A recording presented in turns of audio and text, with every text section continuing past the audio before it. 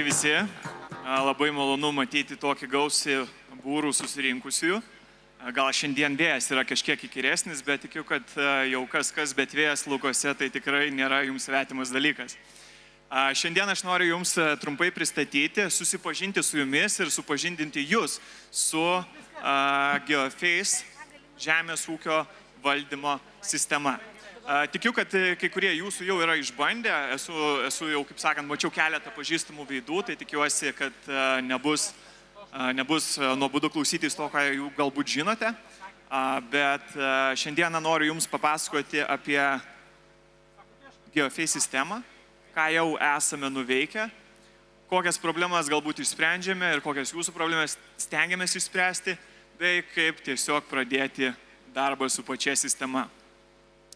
Tai trumpai apie mūsų patirtį. Aš pats jau žemės ūkyje kažkur darbuojas beveik 10-metį ar vienokia ar kitokia forma, bet visą laiką esu netoli ūkininkų. Pati GeoFace sistema jau darbuojasi daugiau negu 7 metus. Pradžiai pradėjome darbuotis ir galvojame, kad žengsime į plačius Europos vandenis, tačiau pradėję dirbti Lietuvos ir Latvijos rinkoje supratome, kad iš tikrųjų yra labai daug ką nuveikti ir šiame regione. Tai po truputėlį, rinkdami savo patirtį ir bendraudami su klientais, surinkome daugiau negu 2800 šeimos ūkių. Atskirais ūkiais tai būtų kiek daugiau negu 8000 atskirų ūkių. Na, o per abi šalis visą tą skaičių pavertus į hektarus, tai būtų beveik, norėčiau sakyti beveik milijonas, tai yra 800 000 hektarų. Taigi po truputėlį dirbdami su klientais mes supratome, kad iš tikrųjų pats geriausias mūsų verslo vystymo konsultantas yra būtent jūs. Tai yra ūkininkas, kuris naudojasi, dirba su sistema ir jisai žino, ko jam reikia. Tai čia tikiuosi matysite keletą pažįstamų veidų ūkininkų, kurie naudojasi, dirba su sistema ir drąsiai mus rekomenduoja. Tai jums irgi raginu pasiklausti kaimyną, galbūt irgi dirba su sistema ir galės kažką papasakoti. Dabar apie pačius tos įrankius, ar ne? Tai patys pagrindiniai esminiai elementai pačioj sistemoje yra iš esmės pasistengti sukurti įrankį, kuris leistų jums kuo daugiau skirtingų sistemų sujungti į vieną įrankį. Tai sakykime, galbūt geoportalas, ar ne, kuris padeda stebėti jums pasėlius, ar kažkoks įrankis vegetacijos būklį peržiūrėti, ar ne, regijos žemėlapiai, ar ne tie patys. Tada yra kintamos normos žemėlapiai, dar krūva skirtingų įrankių, kurių jums gali reikėti, ar ne. Ir po to mes dar taipogi turime, sakykime, gal tokį apjungimą su tuo pačiu klasikiniu Exceliu ir taipogi integracijas su valstybiniam institucijom. Tai norime sukurti viską ir įdėti į vieną, sakykime, mobilų įrenginį arba galbūt planšetę ar kompiuterį, kad būtų lengva ir patogu viską pasiekti vienoje vietoje.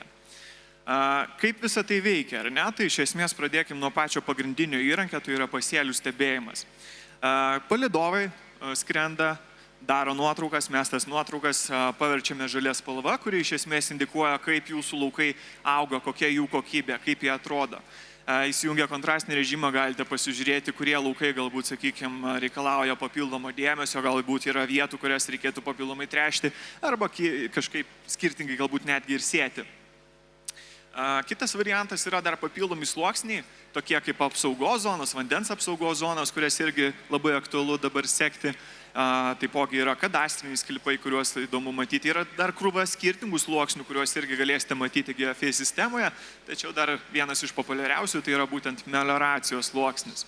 Tai jį labai pas mus klientai mėgsta pasižiūrėti. Kartais būna tokių labai paprastų sprendimų, paprastų variantų, kai būtent kažkuri tai raudona, sakykime, lauko vieta akivaizdžiai dengiasi su melioracija ir tada jau sprendimas ganėtinai būna aiškus, ar ne?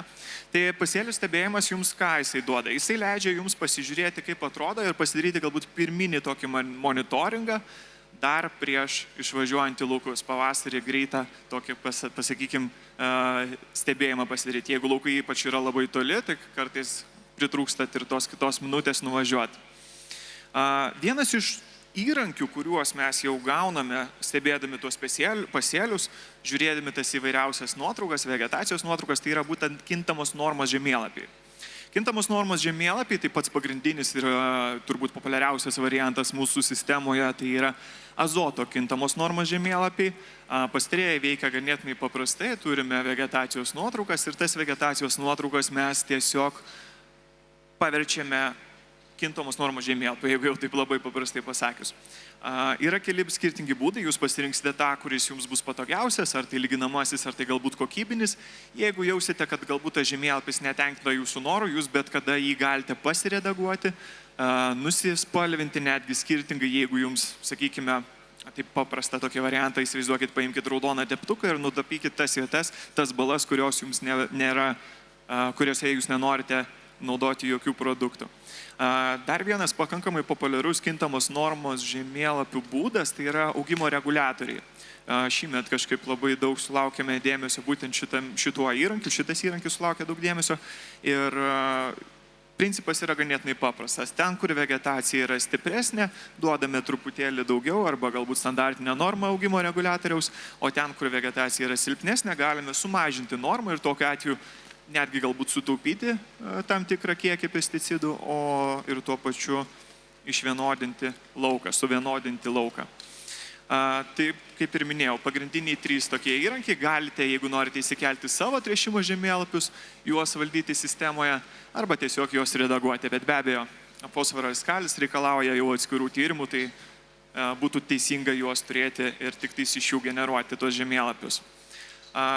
Dokumentuodami įvairiausius darbus, sakykime, tokius pačius kaip tręšimas, arba galbūt purškimas, ar sėja, ar tai derliaus įvedimas, nesvarbu, kas tai bebūtų, jūs po truputėlį pildysite automatų sistemą. Arba gal teisingiau būtų sakyti, sistema po truputėlį pilnės.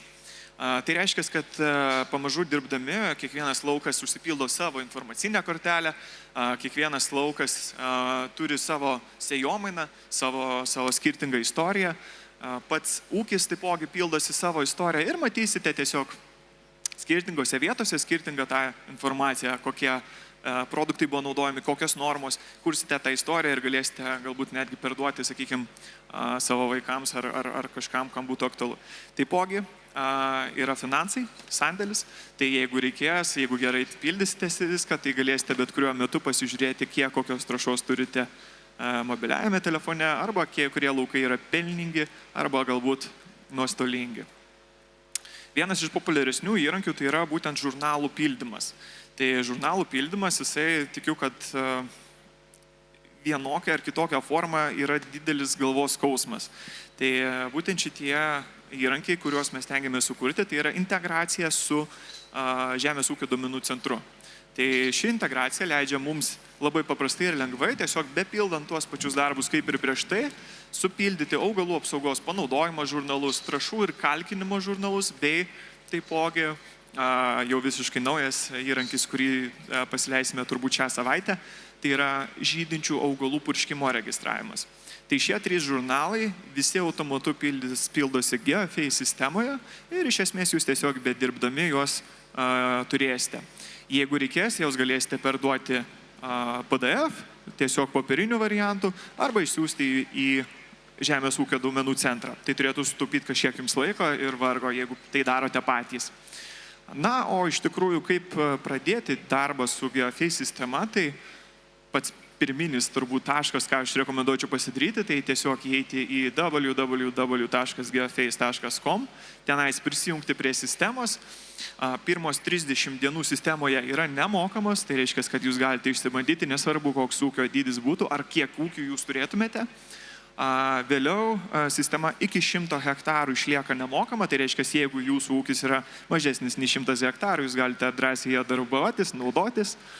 Na, o jeigu jis yra kažkiek didesnis, tai jau tada žiūrėtume individualiai pagal hektarų kiekį.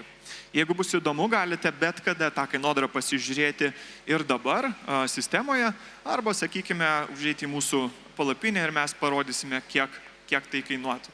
Na, ir dar vienas dalykas apie tas pirmas pradžias, apie pirmus startus, tai ką aš irgi noriu paliesti. Dažnai gali pasirodyti, kad truputėlį nedrąsu, naujas įrankis, nežinau, galbūt nemoku. Tai tikrai neišsigąskite, kviečiame visą laiką tiesiog paimti ir paskambinti, pats geriausias būdas. Tada susitarsim, ar tai nuotolinį vizitą, ar tai gyvą vizitą. Atvyksim ir padėsim jums ne tik pasiruošti ūkį, bet ir apmokyti, kaip naudoti su sistema. Na ir be abejo, mes visą laiką laukiam visų klausimų ir pastabų. Tai lygiai taip pat ir dabar. Dar trumpai toks vienas posakis sako, geriausias laikas buvo pasodinti medį vakar, ar tai prieš 20 metų, sekantis geriausias laikas dabar. Tai būtent ir su sistema tas pats. Naudokimės dabar, pasitestuokit, pasibandykit, užeikit į palapinę ir tiesiog pabendraukim. Ačiū Jums visiems.